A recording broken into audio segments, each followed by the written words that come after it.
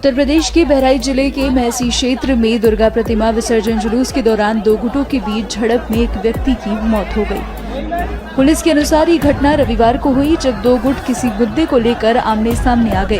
हिंसा पर बोलते हुए विपक्षी दलों ने राज्य में बिगड़ती कानून व्यवस्था पर सवाल उठाते हुए यूपी की भाजपा सरकार से सवाल किए। वहीं उत्तर प्रदेश सरकार ने कानून हाथ में लेने वालों के खिलाफ सख्त कार्रवाई करने का आश्वासन दिया है।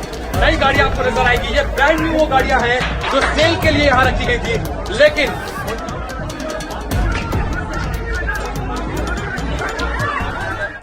बहराइच में जो कल हुआ, अभी तो रामनवमी में सारे हिंदू मुसलमान मिलकर उसको सेलिब्रेट कर रहे थे। मंच पे हमने देखा दिल्ली में भी कि प्रधानमंत्री जी के सामने शहबाज खान रावण बने हुए हैं।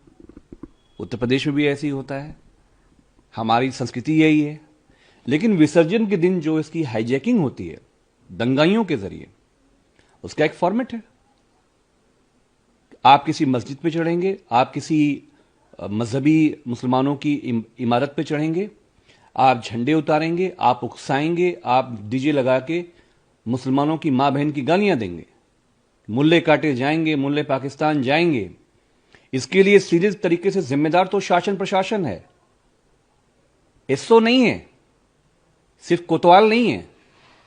ये पूरी जिम्मेदारी कप्तान की है कि उसने कैसे प्लानिंग करी है।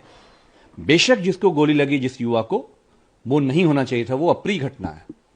और जो दोषी है उसके खिलाफ कड़ी से कड़ी कार्रवाई कानून के दायरे में हम भी कहेंगे कि होनी चाहिए।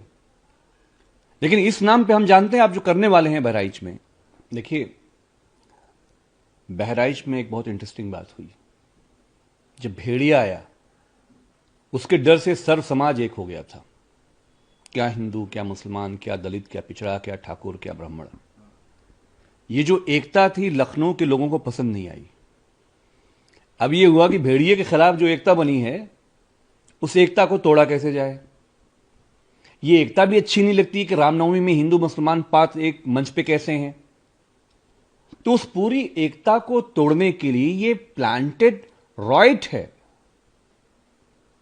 कि कुछ फ्रिंज ग्रुप जाएंगे, मुसलमानों को उकसाएंगे, उनको सड़क पर लाएंगे, उनकी मस्जिदों को आप तोड़ेंगे, शहीद करेंगे, आप उनकी मां बहन को गालियां देंगे, फिर उधर से कोई अप्रिय घटना होगी और फिर शासन प्रशासन कहेगा अब हम निपटेंगे। ताकि जो बुनियादी सवाल है लॉ एंड ऑर्डर पे, उस पर कोई बात ना हो। तो एकता जो है राजा को अखर गई कि भेड़िए के खिलाफ जो बहराइच की एकता बनी थी, ये एकता बन कैसे गई और विसर्जन में ये कामयाब हो गए। किसी भी जाति धर्म का जुलूस हो, चाहे वो मंदिर की तरफ से निकल रहा हो, चाहे मस्जिद की तरफ से निकल रहा हो, सभी जाति धर्म के लोगों में कुछ असामाजिक तत्व होते हैं जो माहौल को बिगाड़ने की कोशिश करते हैं। तो इस तरह के लोगों पे सरकार बहुत संवेदनशील है और ध्यान रख के बिल्कुल स्पेसिफिकली कौन है वो असामाजिक तत्व, उसकी जांच करके उसके खिलाफ सख्त कानूनी कार्रवाई की जाएगी। और जो लोग माहौल को खराब करने की कोशिश करते हैं, माहौल को खराब नहीं करने दिया जाएगा। देखिए, कानून से किसी को भी खिलवाड़ करने की इजाजत नहीं है। जो भी दोषी होगा, जांच चल रही है, कड़ी कार्रवाई होगी।